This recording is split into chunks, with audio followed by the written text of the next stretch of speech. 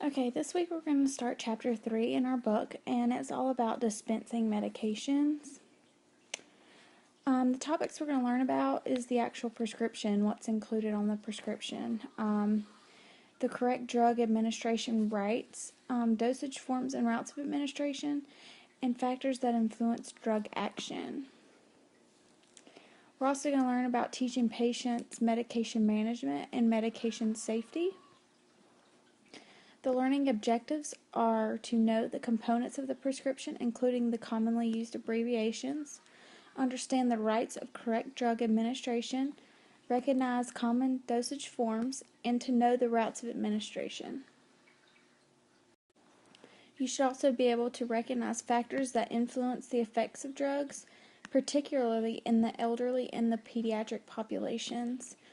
Understand the immunization process, and understand the role of the pharmacy technician in medication safety. Okay, the prescription. It's either given in a written or an oral form, and it's the direction for medication to be dispensed to a patient. It is called a prescription in non-institutional settings, meaning like retail settings. If somebody brings in their prescription, they call it a prescription. If you work in the hospital, they call a prescription from a doctor an order. So if you work in a hospital pharmacy and they write out an order for a patient, it comes in, they call it an order, not a prescription. The same thing, just call different things in different places. This is the essential elements of a prescription. These things have to be on the prescription. It has to have their full name, the date of the prescription, the inscription, which is the drug name, the dose, and the quantities of the ingredient. The signa is also called the sig, and it's the directions. That would be your once a day or twice a day or at bedtime, things like that.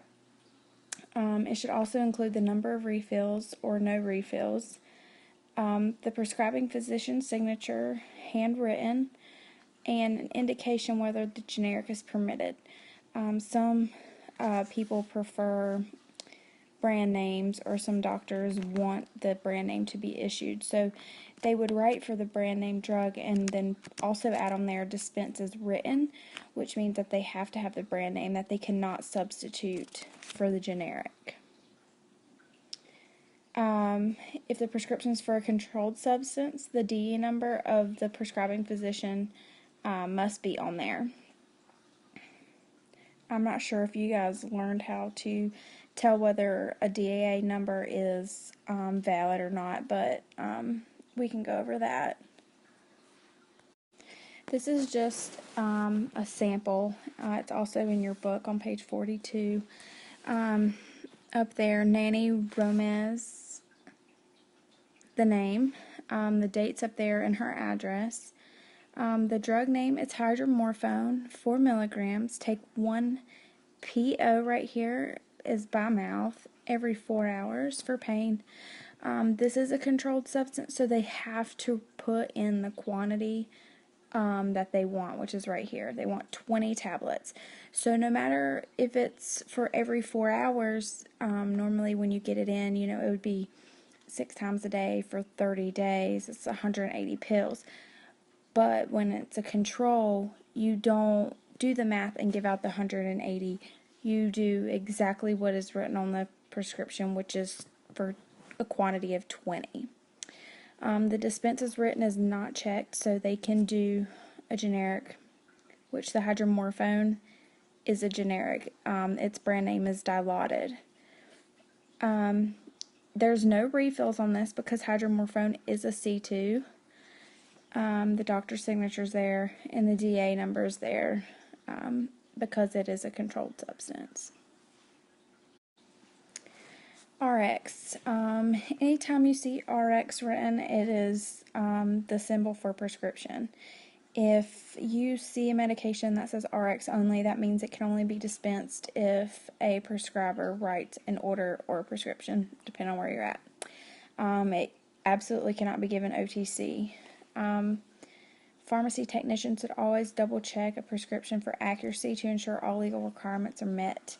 We can go back here, and when you get something like this, if you saw this come through, and right here where it says fills, if you were to get a hydromorphone and it said 2 fills, you would automatically know that that is probably forged, because you should know from the previous chapters that C2s cannot have refills. You have to get a new prescription. Sometimes you'll get crazy stuff that will say hydromorphone 4 milligrams, quantity of like 240. They'll give crazy quantities, which absolutely does not happen. You'll notice that, or you'll notice a DA number is invalid, or the doctor's name is forged, or something like that. When you type in that DEA number in the computer, it will tell you if it's wrong. Prescription abbreviations. You should be able to understand the meanings of the abbreviations for the prescriptions. These next slides kind of just go through there. On page 43, they're also on there. You should know all of these. These are the ones used most often. AC is before meals. AM, morning. It's just like when you tell time. BID is twice a day. C with the line over it is with. Cap is capsule. That DAW is the dispense as written that we talked about before, where they might check if they have to have brand name. DC is discontinue. G is gram. GR is grain. I'm not sure if you guys have taken the pharmaceutical calculations classes, but you'll learn the difference in those and the calculations for those. GTT is drop. That's probably one of the hardest ones for people to remember. H or HR means hour. IM intramuscular, IV intravenously. L is liter. MCG is microgram. MEQ is milliequivalent. You see that most of the time on potassiums. You'll notice that if you get a potassium order, it's 20 milliequivalents, not 20 milligrams or 20 micrograms or anything like that. They're always in milliequivalents. ML is milliliter. If you see something that says NKA or NKDA, that means they have no known allergies or no known drug allergies. When you get a prescription, you should always ask about allergies every single time. Even if it says no known drug allergies, something could have changed from the last time they came. People develop allergies all the time. NPO means nothing by mouth. PC is after meals. PO is by mouth. PRN as needed. Q means every. QH every hour. Q2H is every 2 hours. And you'll see it Q4H, Q6H, things like that. Or you'll see Q2H PRN, so it'll be every 2 hours as needed. Or Q4H PRN every 4 hours as needed. QID 4 times a day. With this, you can also see it QID PRN, and that would be 4 times a day as needed. Those two kind of go hand in hand, Q2H or QID, either one they usually write with the PRN. QS is a sufficient quantity. You'll see QS like when you're making a magic mouthwash and you have to crush up your hydrocortisone pills and add it'll say add 30 mLs of nystatin and then QS to 180 with Benadryl. So when you see that, QS just means pour the Benadryl in until you get up to your amount. Stat means immediately. You'll see that a lot in a hospital where you'll get stat orders for medications, especially in emergency situations. Tab is tablet. TID 3 times a day. UD as directed. You don't really see that a whole lot. But WK is weak. You'll see a lot with the vitamin Ds, the higher dose ones. They take it Q week, which means it'll be like this, Q week, and then it's Q is every, and then week. This slide's just about problematic prescription abbreviations. These are just ones that kind of get confused with other things. They can get mismatched or, switched around. Certain abbreviations should never be used on RXs or instructions because they're the source of many medical errors. Do not use abbreviations when taking a verbal order or a prescription. Verbal order in a hospital or a verbal prescription in a retail setting. Additional dangerous abbreviations are on the ISMP website. But if you go to page 44 in your book, you can see these, but they're also on here. The first one, this one, also means microgram.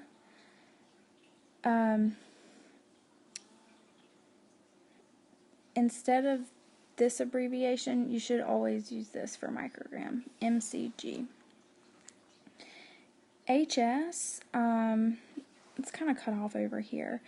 They kind of get mixed up because you'll see things where you'll have like half strength. You'll see that a lot with the Dakin solution. Sorry, I couldn't think of the name. The Dakin solution, you'll see half strength. They have half strength, quarter strength, and sometimes they'll write Dakin solution HS, half strength. But when you're going through classes and you're learning about abbreviation, you see HS as meaning hour of sleep, which also means bedtime. So sometimes you'll see it like QHS, and that would be like every hour of sleep or at bedtime, same thing. So they want you to now, instead of just writing HS, to write out half strength or hours of sleep or bedtime to specify so it doesn't get mixed up. QD can get messed up with things too, so they want you to just write out every day. QHS, that's what I was down here. Write out at bedtime or every night, every hour of sleep, things like that. QOD means every other day. Instead of writing just U, they want you to write out units. I did notice that in the hospital setting now, anytime we did any kind of insulin, we couldn't write like 40 units as 40U. We had to write out units. That's the only way the computer would accept it. MgSO4, magnesium sulfate. MSO4 is morphine sulfate. Those kind of get mixed up. They did get mixed up. They used to a lot, and as you know, magnesium and morphine are far from the same thing, so now they want you to write out both of those. With numbers that have decimals, you should always have a leading 0 in front of your decimal. You can't leave it just as 0.2, because if you're writing it out, that decimal could get lost, and then they would think it's 2 instead of 0.2, and that's a big difference. If you're writing out to give 0.2 mLs to a baby, and you write it just as 0.2 mLs, they might not see that dot, and the nurse could give 2 mLs and the baby would die. Same thing with it being 2.0 down here.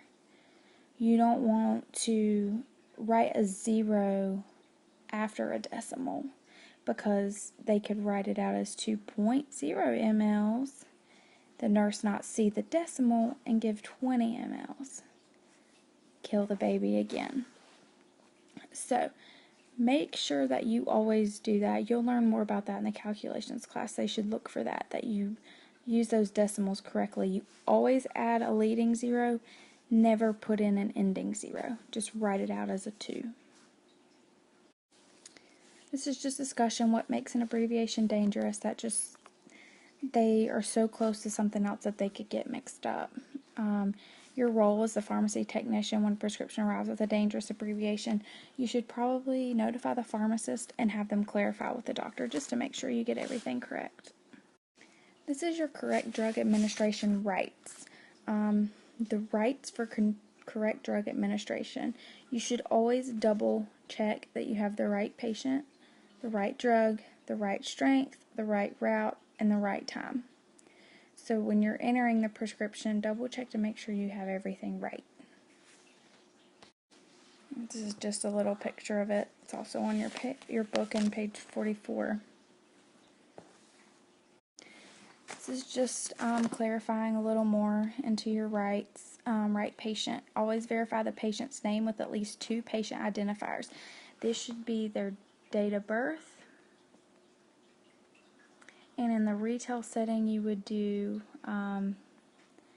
probably address. I don't know why it's telling me right. I'm sorry. Address, phone number. In the hospital, you always do. You walk in the hospital when you walk into the patient's room, and you say, "Can I ask your name?"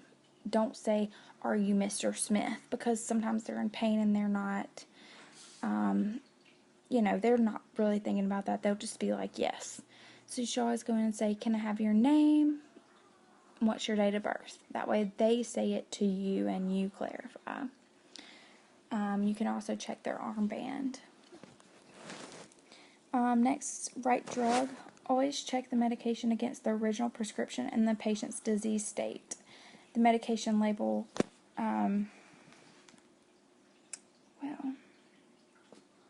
it contains important information about the drug that will be dispensed to the patient. You want to make sure that when you get the prescription, that if what they're getting doesn't make sense with what they have, that you always bring that up to the pharmacist. Then you need to verify that you have the right strength. You check original prescription for this information, and check the patient's age. You always want to make sure that it's not a super high dose if the patient's too young, or the other way around. Once you get experience, you'll start noticing things that will stick out to you, and you'll be like, the kids don't get this dose, or once they get elderly and their kidneys aren't functioning as much, they're not going to get this high dose. It would be smaller. So you'll start noticing things and you'll get used to it. Right route. Check that the physician's order agrees with the drug specified route of administration. You want to make sure that if the doctor writes for the PO route of Tylenol, that you give them the PO route of Tylenol. And I'm talking about in the hospital setting, because there's IV Tylenol they can get, or suppository, and you just want to make sure that you get the right thing. Or then you check for right time. Check the prescription to determine the appropriate time for the medication to be administered. There's some that need to be taken, before meals, after meals, things like that. But also things like Ambien. You don't want to tell them to take it every morning when it's going to make them sleep all day. This is just an example of a medication label on a dispensing container. This is Macrobid. It's usually for urinary tract infections.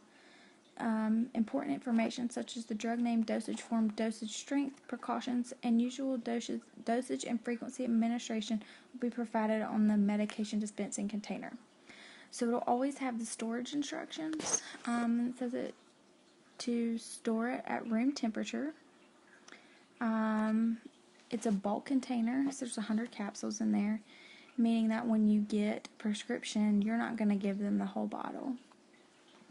The NDC number is always on there, along with the dosage strength, the name, and the generic name. The dosage form is right here in capsules.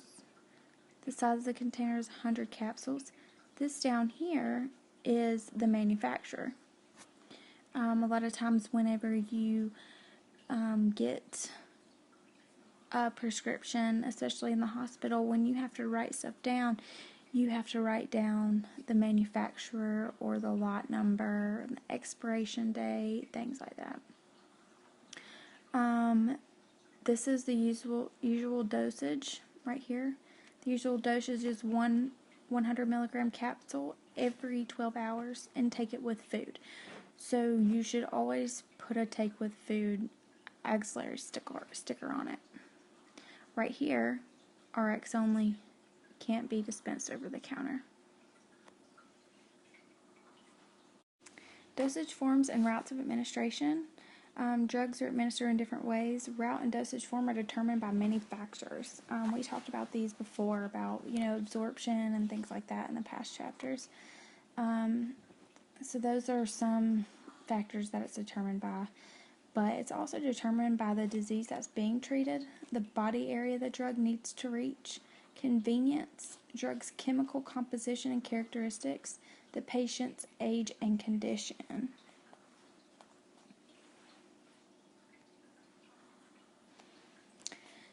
Okay, the peroral route is the oral by mouth route. It is the most common, most convenient, easiest way. This is where you take tablets, capsules, liquids, solutions. Once you take it, you have to swallow it to reach the stomach, and then that's when it goes through absorption in the small intestines. But some are absorbed in the stomach. So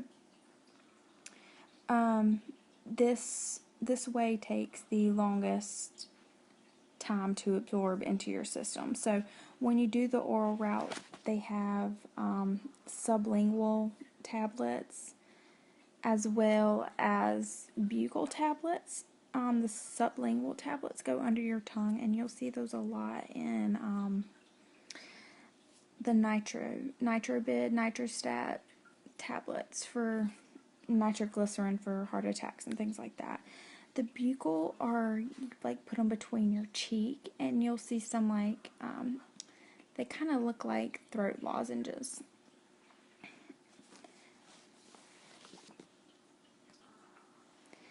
The parenteral route is administered by injection rather than by way of the alimentary canal, meaning through the mouth and in the stomach and intestines. Intramuscular, intravenous, intradermal, subcutaneous, intraspinal, and intrathecal are all considered parenteral routes. So if you have to get any kind of injection, an IV, intradermal means it's in the skin. Subcutaneous is insulins and stuff. They're sub-Q.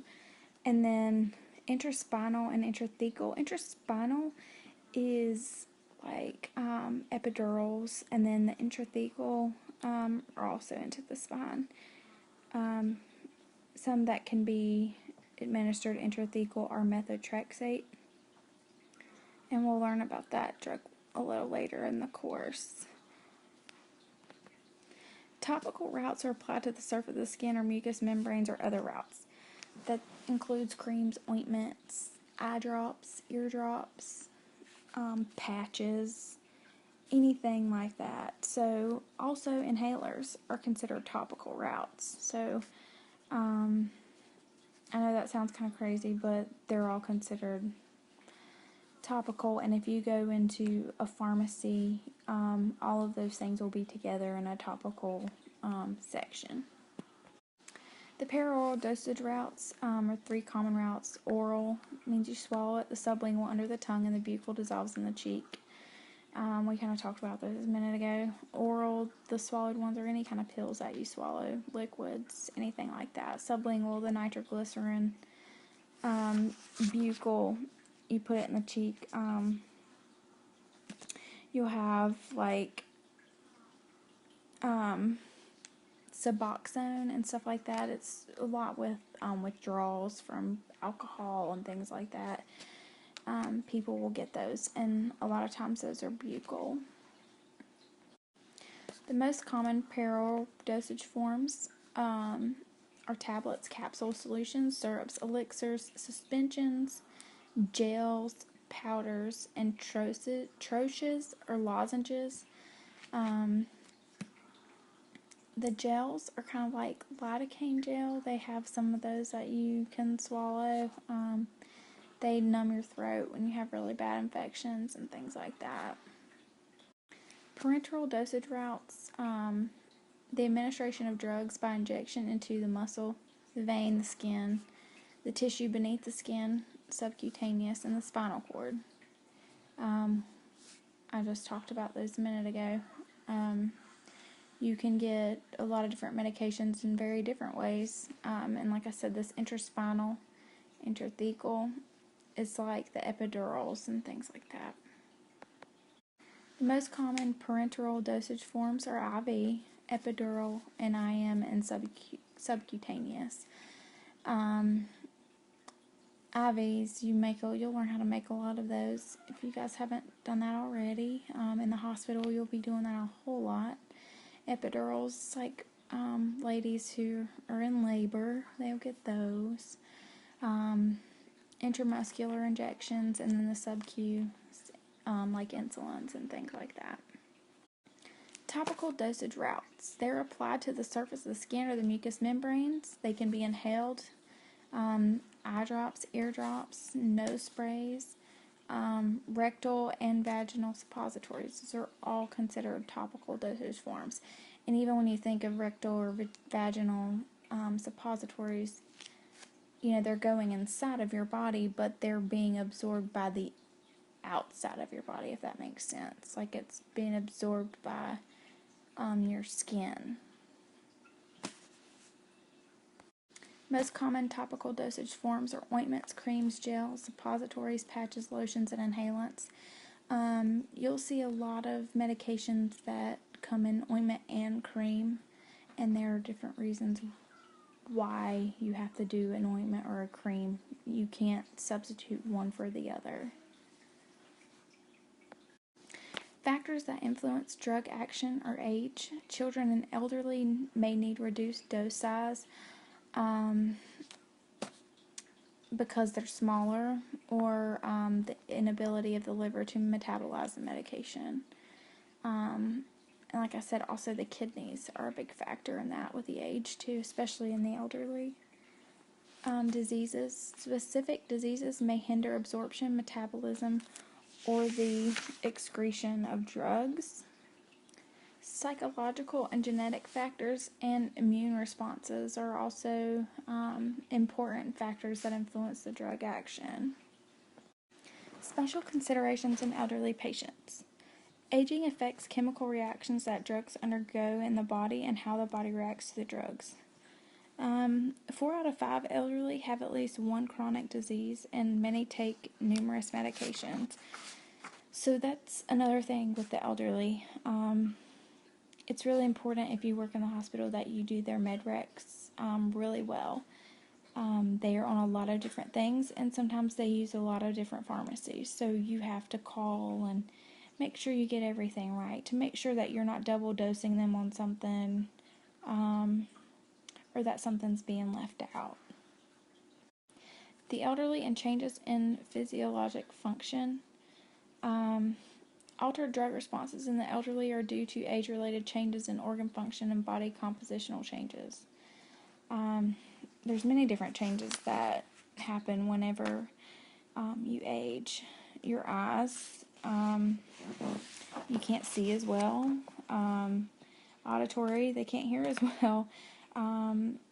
Their stomach and gastrointestinal, changes. They have a decrease in saliva.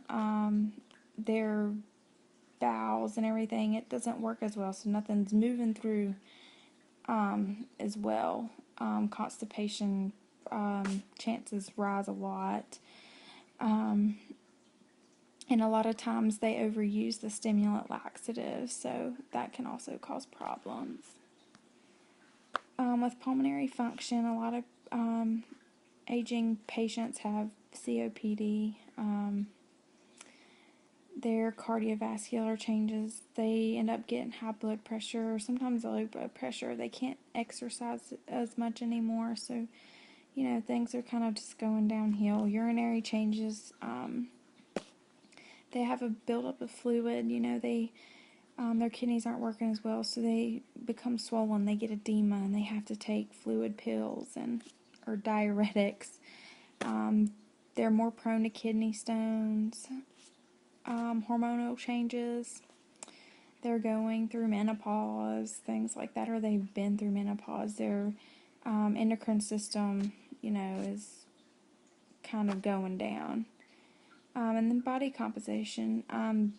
They don't have as much fat in their body. Their lean body mass and total body mass decreases. So their blood isn't flowing as well, and they're cold all the time. Their bones become brittle. So many things happen as you get older. I don't want to get old. Age-related changes in organ functions and body composition can alter responses to the medication. Absorption changes in the GI function, distribution changes, protein binding, elimination changes because the liver and the kidneys aren't functioning as well. So the drugs aren't being eliminated from the body. Metabolism changes, the clearance decreases. And when the clearance decreases, it allows the drugs to accumulate in the body, and sometimes it can get up to toxic levels. So then they have even more liver failures and things like that. And that's why they have to be monitored a lot more closely. The elderly and drug responses. This is what I meant when I said they go to a lot of pharmacies. It's called polypharmacy. Many elderly take 3 to 12 medications. They take multiple medications and use a lot of different pharmacies. Disproportionate number of adverse drug reactions. Beer's list contains drugs especially important to monitor in the elderly. It was originally published to provide information on potentially problematic drugs for patients in long-term care facilities. And now they use it for elderly patients anywhere. Some of the drugs on that list are listed in your book on page 51. Then you have the problem with non-compliance. If there's medications that they have to take more than once a day, they might forget. They don't take it as much as they want to, or they get stubborn and they get sick of taking medication, so they don't take anything. You'll run into that some too. These are common adverse reactions in the elderly. Central nervous system changes, constipation, dermatitis, diarrhea, drowsiness, falls, GI upset, incontinence, insomnia, rheumatoid symptoms, sexual dysfunction, urinary retention, and dry mouth. The pharmacy technician and elderly patients. You can help with them by providing written information. Tell them how they can, what they can do to help remember to take their medications, like this little picture over here. It's covering up our words, but these little things are helpful, so they know. You can get on where there will be another one, but they're kind of hooked together, and they're like this. And then this side would be like for AM, this one's for PM. So they could put all their AM meds up here, all their PM meds down here, and when they can't remember, oh crap, did I take my medicine this morning? If the pills aren't there, then they took them. So this is how you could help them. You can, show them what they can do. Okay, now we're going to move on to children. There's a wide variation between age and degree of organ system development.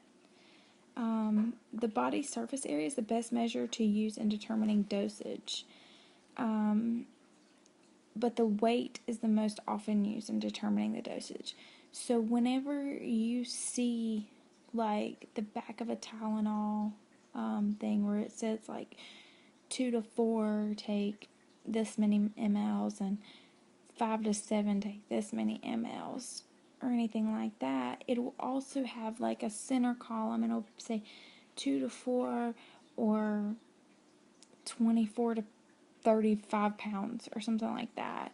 You should always go by the weight, because if you have a 5-year-old who's extra small and is in that weight for the 2 to 4-year-old, if you give them that higher dose, there's a potential overdose there. Technicians always refer dosage questions to the pharmacist. When talking about kids, it should always go to the pharmacist. Be sure the dosage is appropriate for the child's age. Always double check all computations. Reevaluate all doses at regular intervals. Next, we're going to move on to immunization. Immunization is just a process where the immune system is stimulated to acquire immunity to a specific disease. These are our flu vaccines, or pretty much any vaccine that you can get. Two types of immunity are active and passive. Active immunity is becoming immune by coming into contact with an infectious agent or an inactivated part of an infectious agent through a vaccine. Passive immunity is when you receive antibodies formed by another person or animal that developed them in response to being infected. Like with some diseases that you can get, like with the chicken pox. When I was younger, you would get the chicken pox, and then you had the antibodies so that you wouldn't get it again. Now, like with my kids, they have all gotten a chicken pox vaccine. So now, whereas when I was young, we had to become passively immune to the chicken pox, my kids are actively immune to it through a vaccine. Vaccines and infectious diseases. Safe, effective vaccines to prevent infectious diseases responsible for substantial decline in morbidity and mortality. Some of the most important vaccines that have been put on the market or discovered are smallpox, rabies, diphtheria, pertussis, tetanus, yellow fever, poliomyelitis, measles, mumps, and rubella. This is just a chart of an immunization schedule of when a child would get their immunizations. Like I have 2 kids over here who have gotten everything, and they have these before they start school. This is recommended immunization schedule for 7 to 18 years old. And a lot of these are just boosters of previous vaccines. Adult immunization schedules. Honestly, I didn't really realize that adults even got extra vaccines other than the flu vaccine, which is yearly. When you have a baby, they do make sure you get the Tdap. But other than that,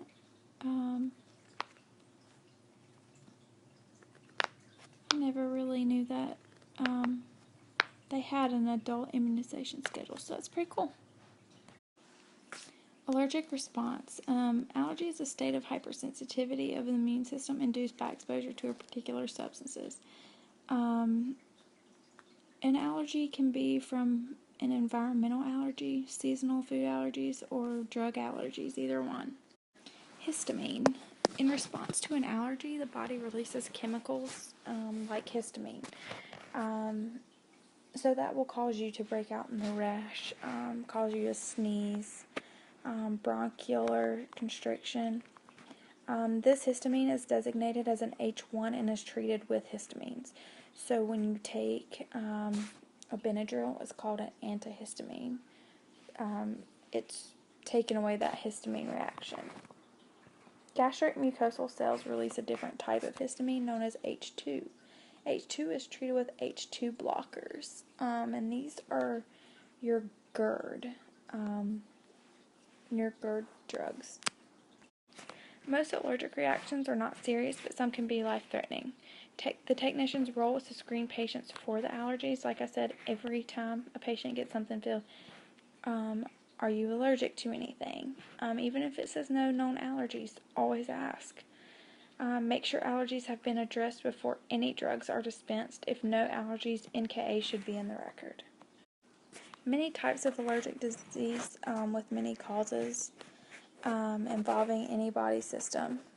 A lot of these are hay fever, allergic rhinitis, allergic dermatitis, contact dermatitis. Allergies to food or drugs can cause hives.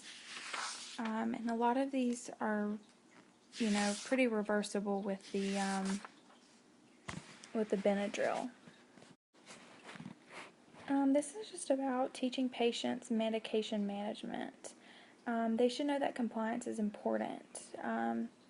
If they're prescribed a drug, they should take it the way that it's taken, the way that it's supposed to be taken.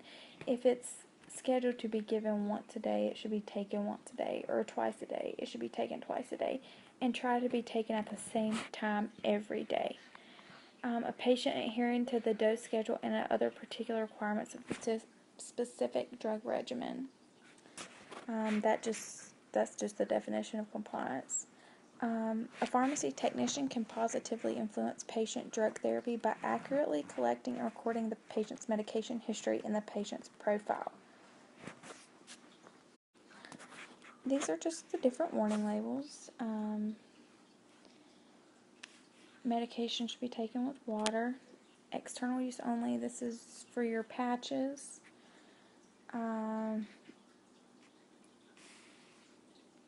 This drug alone or with alcohol may impair your ability to drive. That's a lot of your narcotics. Take with food, a lot of antibiotics. Let's see, shake well. That's on a lot of your solutions, but also some of your inhalers. All of your refrigerated meds for the ear. There used to be an auxiliary label that said for the eye, but they were getting mixed up with the ear so much that they always only put the ear now. They don't use for the eye anymore. Technicians can ensure that patients understand how to read the medication labels.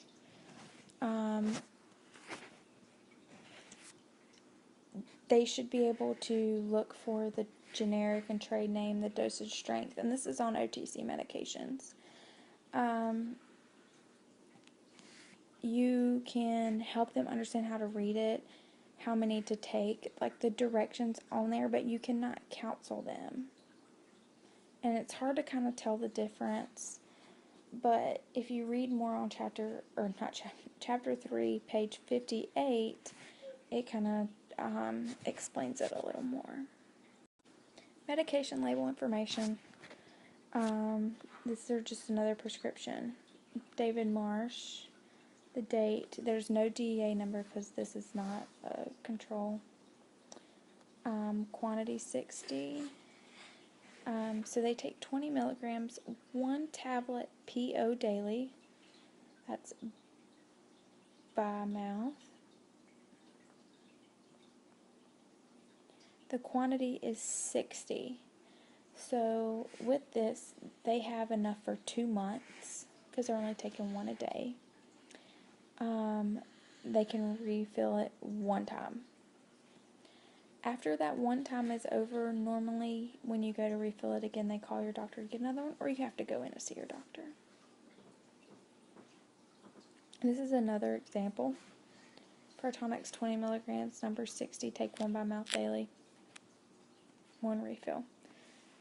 It can be written.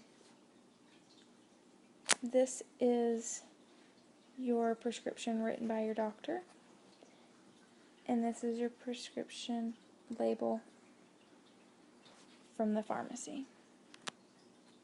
So whenever you get this, you make sure that that matches that. That the name, David Marsh, the doctor down here, MD Anderson, the date, 10/8 and 10/9. They probably just got it filled the next day. It's okay. 1 refill, 1 by mouth daily, quantity 60. Information provided with OTC drugs. Patients should read the information provided with OTC drugs to understand their action, interactions, cautions, and possible side effects. This is all on the outside label of the OTC medications. Non-compliance just means the patients do not comply with the medication program. This can be due to side effects, failure to understand the disease, confusion, forgetfulness. Like I said, some medications have to be taken twice a day, and the patient forgets. If they're like my grandma, she reads all the little side effects on the medication printout and is scared to death to take it, so she just refuses. And there's a lot of people that do that. Medication safety. You play a critical role in the safety of medication. When you get experience, you'll catch a lot of errors. You'll start catching stuff, and you'll be like, this is just not right. And if you get that gut feeling, never be scared to question it, because the pharmacist's license is on the line. So if you catch something, you're helping them out a lot. They rely on you to screen for errors. When they bring it in, you have to verify the address, the date of birth, phone numbers, allergies, every single time. Make sure the patient is offered counseling from a pharmacist. This should be done every time as well. Nowadays, we went from written prescription to e-prescribing. It reduces errors and improves patient safety. It also eliminates illegible prescriptions. It automatically checks for allergies, interactions, dosing errors, and therapeutic duplications. But it can also prevent forged prescriptions, like with C2s and things like that. People will steal the paper scripts, and with e-prescribing, they won't be able to do that anymore. Tamper-resistant pads. For prescribers to file for Medicaid reimbursement, they must use tamper-resistant pads for written prescriptions. If not used, the technician must call and verify the prescription. Document on the RX with the date and time called and the names of the person who verified and the technician's initials. Okay, the last thing we're going to talk about is medication reconciliation. National Patient Safety Goals. They make sure that pharmacies share information from patient profiles. The process is called medication reconciliation. The technicians will play a major role in making these transitions safer. In the hospital, I did medication reconciliation, and any patient that came into the hospital who was being admitted, I had to talk to. I had to get their current home med list, and anything that they had been on recently, like if they had just came off an antibiotic or something like that. So it's important that you get everything as accurate as possible, meaning that sometimes you had to call 3 and 4 pharmacies, 2 or 3 doctors, family members, just anybody, to get everything correct. And sometimes it was frustrating, but sometimes, it was pretty easy. A lot of people keep up with their medications pretty well. But it's very important to do this so that when they're in the hospital, that they are getting their medications that they need while they're there. And also that we're not giving them something that's in the same class or pretty much the same thing that they are already on at home. So yeah, this helps out. And then with the new systems at the hospitals, a lot of times they link with the retail pharmacy, so it helps out a lot whenever you pull up that patient profile and it has their stuff that they got filled at CVS or Walgreens or Rite Aid or something like that. So you'll start noticing a lot of things, and you'll probably really enjoy this part of your rotations.